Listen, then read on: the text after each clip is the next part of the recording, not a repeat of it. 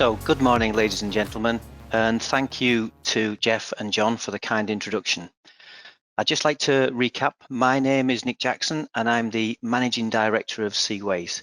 We're here today with one of our key partners, Netwrix, to look at how we can deliver governance and compliance with data, especially in this new world that sees many of our employees working remotely and for the foreseeable future. Before we jump into that, though, I just wanted to take a quick moment to give you a little background about CWays and how our business can help yours.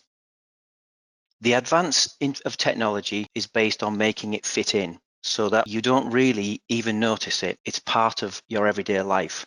I've included this quote as I feel it sums up our approach to helping our clients with technology.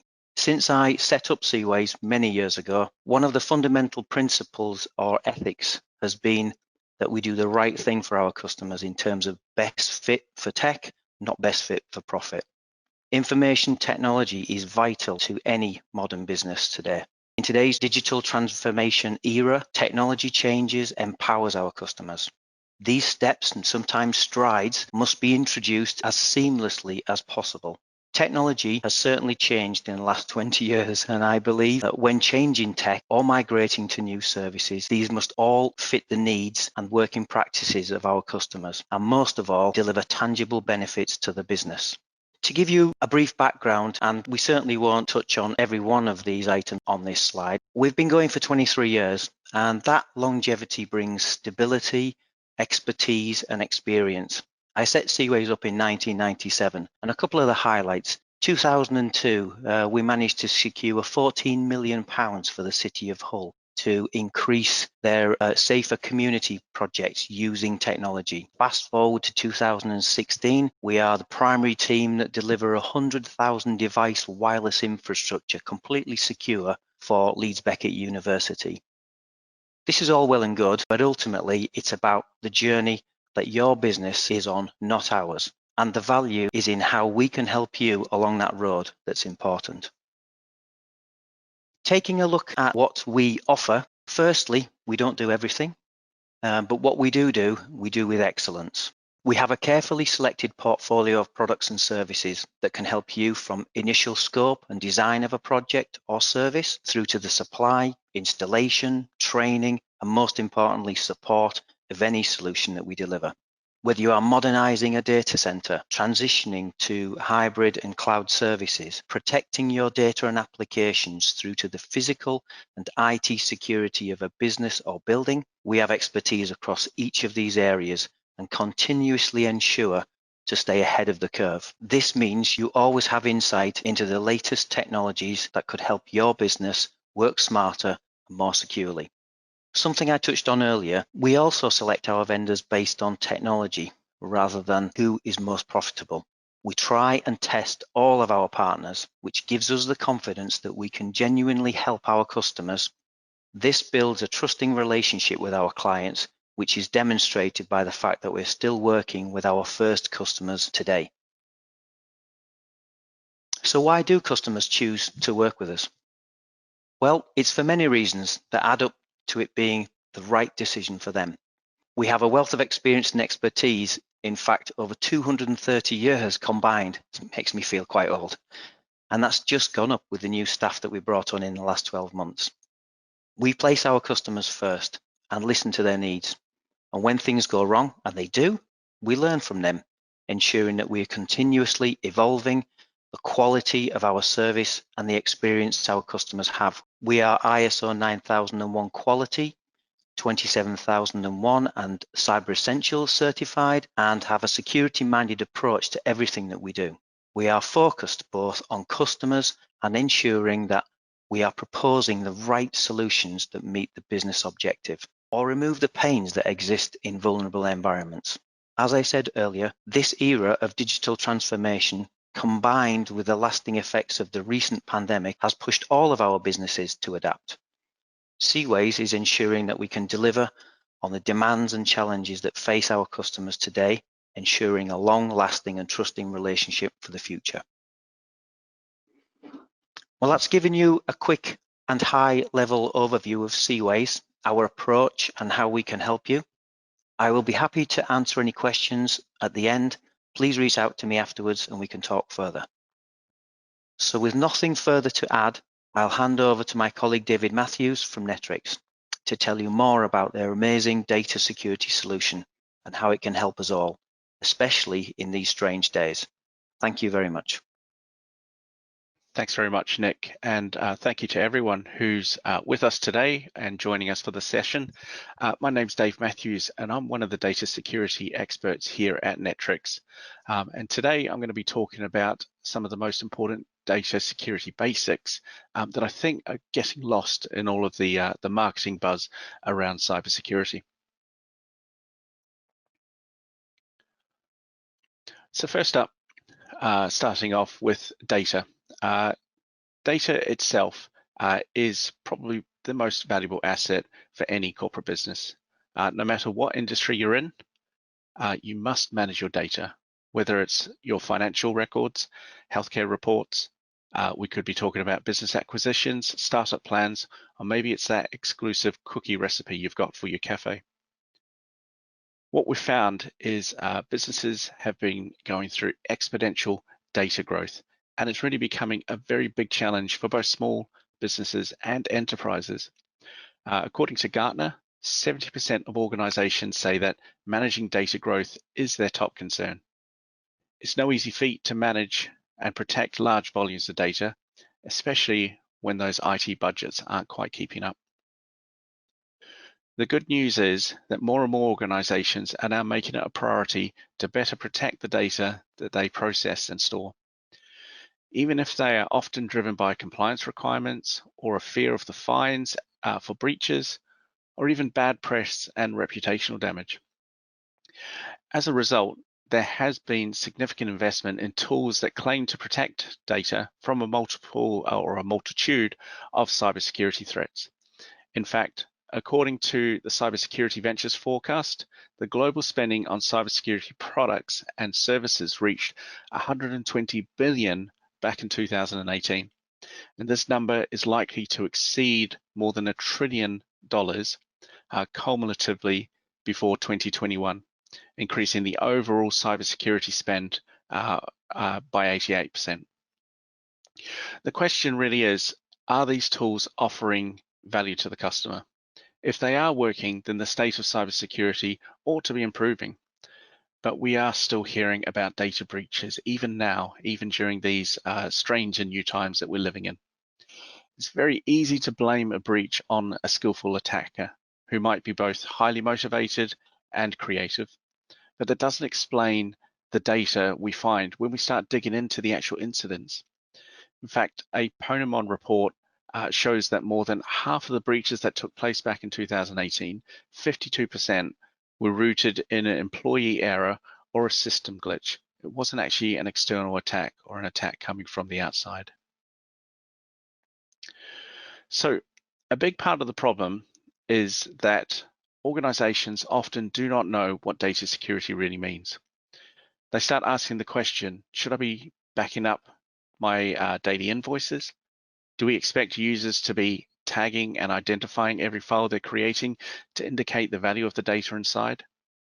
Are we actually monitoring and managing our VPN users and their access to production data stores, all the while as they're working unsupervised from home? Without a good understanding of data security and how to achieve it, IT specialists are flailing about trying to protect every and all aspects of their data, even those outdated files and the stale data. They're putting tight access controls on every folder, whether it contains intellectual property or pictures from the company Christmas party. In my experience, this chaos arises because of a couple of factors. Most IT teams are understaffed. In small businesses, IT admins usually wear multiple hats. So often there's an IT specialist who's going to be responsible for everything from service outages to resolving forgotten passwords, and even having to go and identify and ensure that they're protecting sensitive data. Even in larger organizations, the IT team themselves are spread so thin that they simply don't have enough time to enforce their security policy by discovering and identifying sensitive data so that they can make plans for protecting it. I also don't know many organizations that are ready to allocate large chunks of their budget to hire additional security personnel or educate their current employees on how to achieve data security. In fact, we're now seeing a trend in the opposite direction. IT teams are expected to do a lot more with a lot less. And as a result, companies are considering it easier to purchase a few tools based on the vendor's claim that it will protect data from multiple data security threats. As a result, organizations are often purchasing one technology solution to protect their data from the top threat in the headlines at that point. And then they're protecting their data with another solution against the next threat, and so on before they're even getting a full understanding of their data.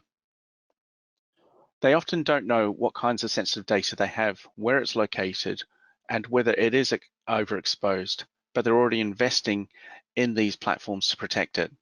And I can see why that happens. All of the cybersecurity hype gives the appearance that data security is very complicated, and it's very difficult to handle on its own. So by purchasing these exciting solutions, they'll be able to protect their data from the latest cybersecurity threats that they're reading about. And if we just look at all the buzz that's happening in this industry today, on one side, we have analysts and vendors that are bombarding us with articles about threats and different attack vectors. And then on the other side, we have the hype team calling out all the buzzwords that you see at every single cybersecurity expo you attend. All of them are promising to mitigate those threats. Now, don't get me wrong, there is value in these technologies. However, I feel that all of the buzz makes data security seem a lot more complicated than it really is.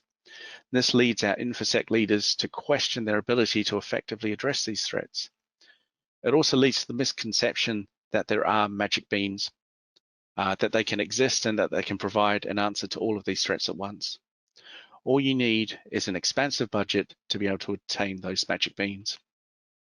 As a result, many organizations are buying the latest tools or the tools with the biggest marketing budget, and then they discover that applying point solutions to their sensitive data that may have already been spread across neglected and misconfigured data silos, well, it's just like putting a band-aid on a bullet wound.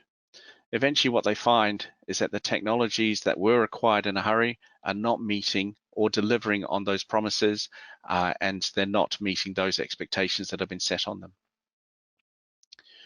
Now, you might think that I don't really like the hype, but you'd be wrong, because I really do enjoy it. It's never been easier to keep up to date with the latest technologies, and you shouldn't pass up on that opportunity.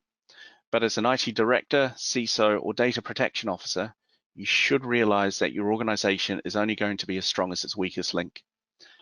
And therefore, that link needs to be clearly identified. For most organizations, that weakest link is failure to implement basic data security fundamentals. Before you spend any of your IT security budget on a tool, you need to regain control over your environment. Analyze and understand your current data security posture, and then your organization, you might find, is miles ahead in some aspects, but you could be lagging behind in others. If your property is reinforced with brick walls on 3 sides, but then your 4th wall was made of cardboard and wood, you'd be very, very easy to identify where that protection of your house is lacking. But when we're talking about data security, there's dozens of walls and hundreds of pinpoints to be compromised. If you don't have a full understanding of your data, then there's going to be little chance that your budget, no matter how big, is going to save you. You need to discover what exists within your organization and understand its sensitivity, its location, and of course the volume of data that you have. You need to know whether the systems that store this data are configured correctly, what access the users have, and also what are they actually doing with those access rights. How many of us can honestly say that we know the answers to all of those questions right now? And of course, if you're still not convinced, let's have a look at the data. What I've done is I've taken a couple of breaches that have occurred in recent times, and I want to break down what happened. And as a spoiler, they both occurred because the organizations did not have a deep insight into their data. So the first case You're probably familiar with it. It occurred several years ago, but it's still coming up in the news. They're still reaping the repercussions of this significant data breach at Marriott Hotel and Resorts. And they're still paying out for it as well. So there's both reputational and financial damages that are ongoing. But really what happened was there was unauthorized access to sensitive data stored in Marriott's reservations database. By taking control of a user account that had enough privileges to access this critical data, the external attackers were able to gain access to the sensitive information of approximately 500 million guests. And the data that they got access to included names, addresses, phone numbers, email addresses, passports, dates of birth, gender, reservation dates, and so on. There's a lot of personal information included there. Some of the records they had also included payment details, card numbers, and expiration dates. So hackers were able to copy and encrypt this data, and then they attempted to remove it. What was discovered, of course, was that in investigating, Marriott were able to identify that there had been unauthorized access in their network going back to 2014. They didn't have sufficient insight into their network and the databases that contained this highly sensitive information. If they had been monitoring all unauthorized access attempts to this data, then they could have avoided that breach, setting themselves up with some alerts, notifications, to ensure that they had eyes on this incident, and their security essentials could have been in place to ensure that they were able to quickly respond and resolve those issues before they became something that has been very public and very damaging to their organization. The second incident I want to talk about is a little bit more personal. It's actually something I was involved in myself when I was working and managing a small MSP back in New Zealand. During my time there, I came across a number of different incidents that I recognized could be easily avoided, but this one's probably an example that many of us can relate to. In this case, it was a New Zealand-based coffee supplier. Now, it was a smaller organization. They had a number of retail outlets. They also managed, they imported their own coffee, ground it, prepared it, and sold it in supermarket shelves as well. They had a problem with some unauthorized privileged user access. And that was an issue because their manager or their CEO, he himself was he was a decent bloke, good Kiwi bloke, liked to roll up his sleeves and get involved in all aspects of the business. So he could have been working on the factory floor in packing, he could be working on the front desk, helping with payroll, sorting out things in retail, or in this case, he was also working along the recruitment side of things. So they were going through a period of opening some new stores. He was on the recruitment drive and he was managing all the CVs that came in. As I managed the IT side of this business, I regularly had conversations with Nick around his organization. One thing that Nick really insisted on was having access to his sensitive data, or to all sensitive data within his server. And this was because, you know, his view was, look, I already own this data. I'm already managing it. I'm responsible for it. I should be able to access it as and when I need to. What actually occurred was one day when he was going through the CVs that were coming in, they were coming into his mailbox or into his Outlook, and he tried to open a CV. It did not open. He tried again. It still would not open. So he just filed that away and said, okay, there was a corrupt file there. I'll just go on to the next applicant. Shortly after this, he got a call from one of the retail stores saying they could not access their point of sale system. And then a few minutes later, he got a call from another store saying that they could not access their point of sale system. So he quickly rang the guy who was responsible for his IT and security, that was me, and said, we're having a bit of a problem here, Dave. Can you quickly come in and take a look? I dialed in remotely and tried to access the system myself, and I started finding there were limits. There were certain applications that were no longer working, and drilling down, I quickly identified he had been infected with malware.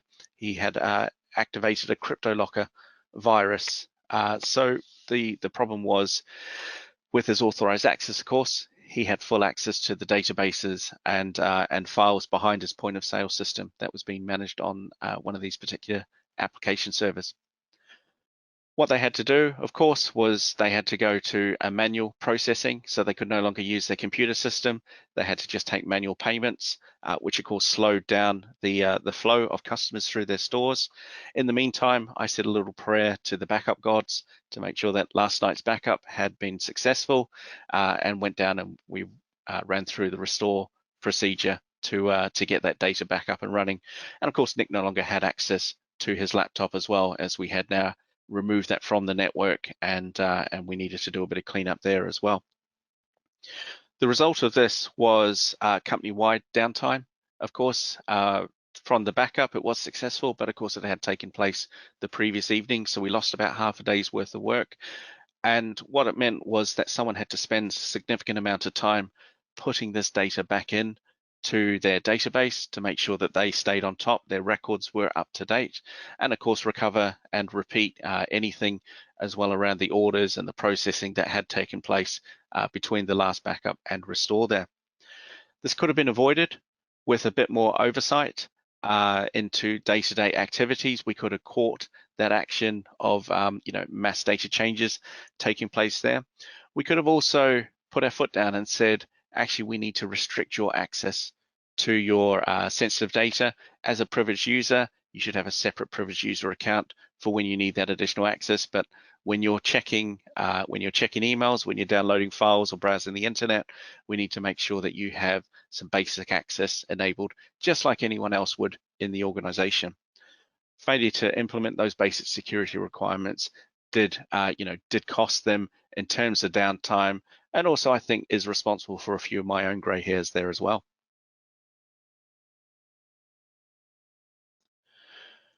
So what's the key takeaway from these breaches?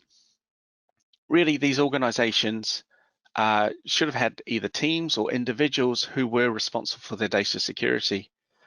The failure to implement basic data security measures there opened up a backdoor for a hacker or an attacker to get inside.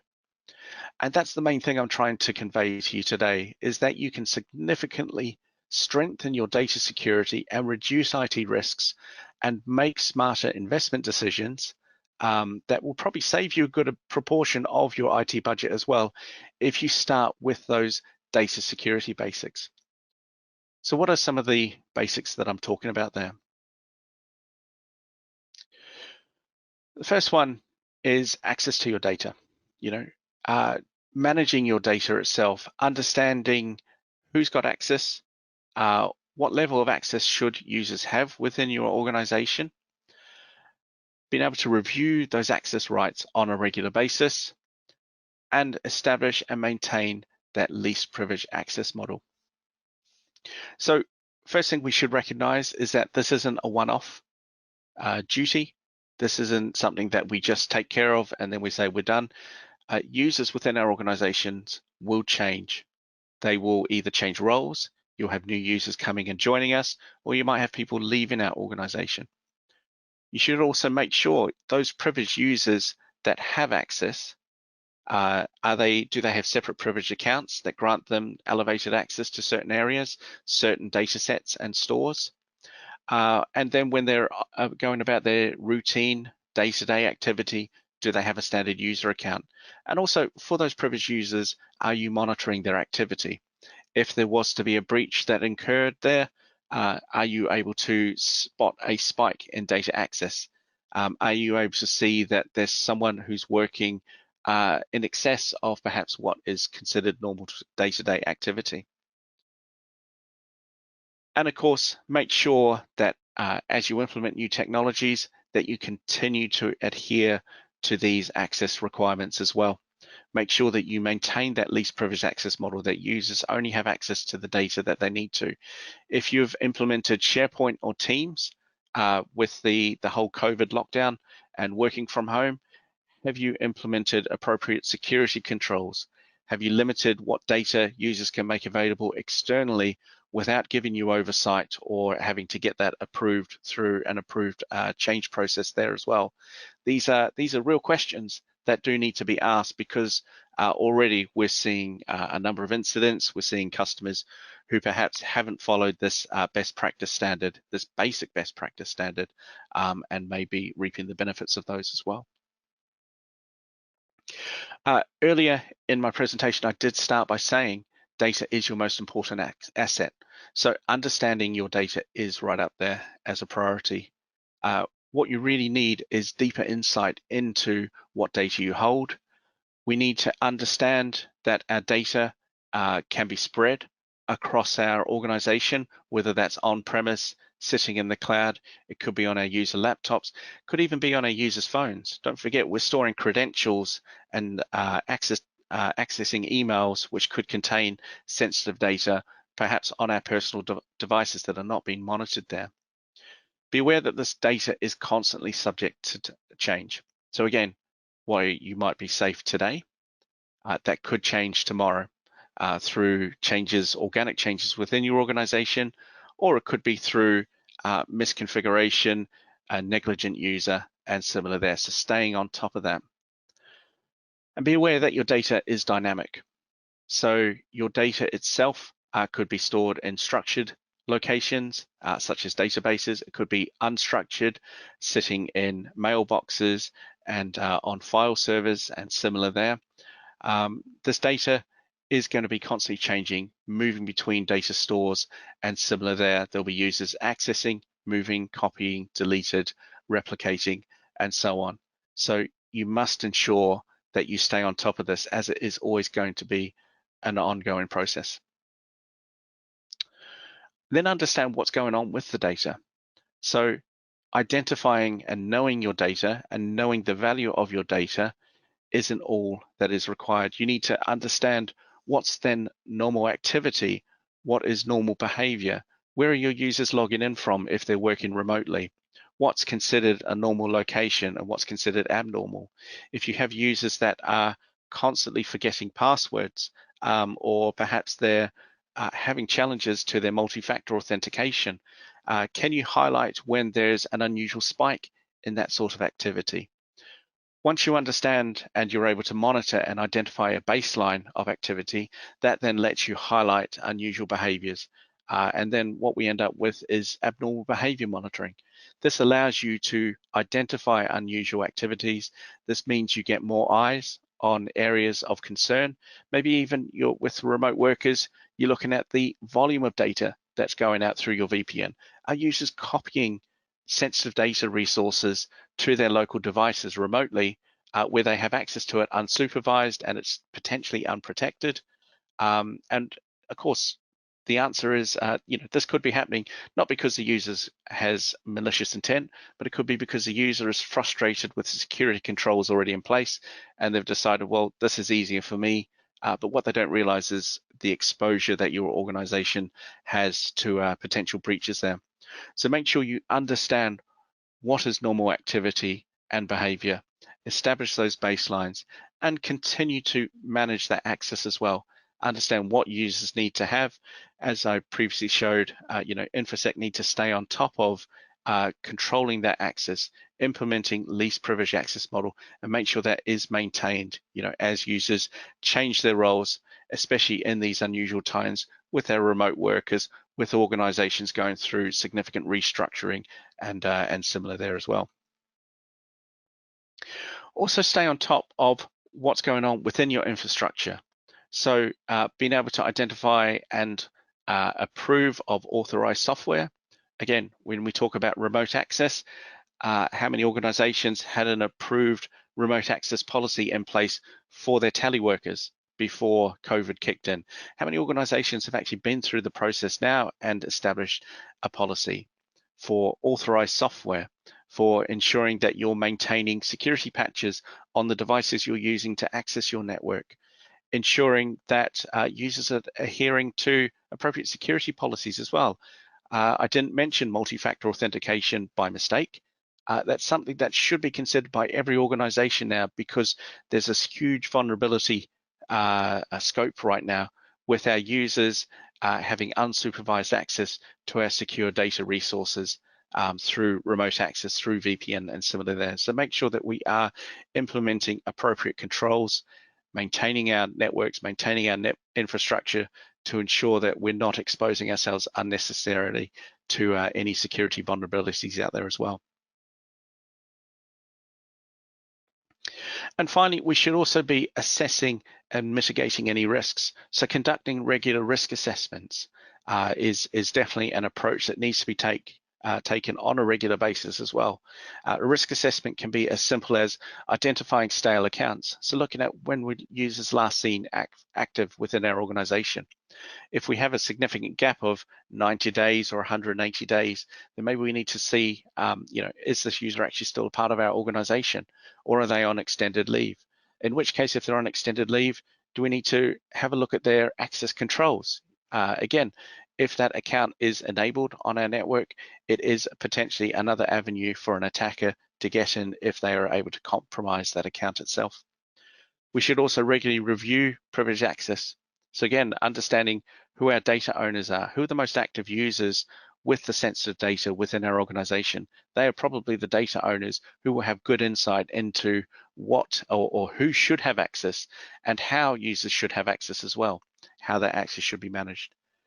And finally, monitoring your environment for any unexpected changes. So as I said earlier, setting out those baselines, not only around activity, but around software, around patching, making sure that you're using up-to-date operating systems and similar there, so that any vulnerabilities are quickly mitigated and closed as you maintain your organization with a solid security posture. So following these best practices will dramatically improve your data security, but most organizations simply don't have the time to implement it on their own. And the good thing is that you don't have to. So for more info on how Netwrix might be able to help you, please do seek us out and come and have a talk to us.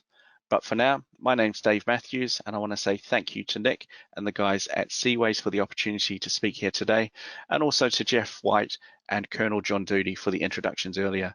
I wish everyone the best for the rest of their day, and wish you all to stay safe out there. Thank you.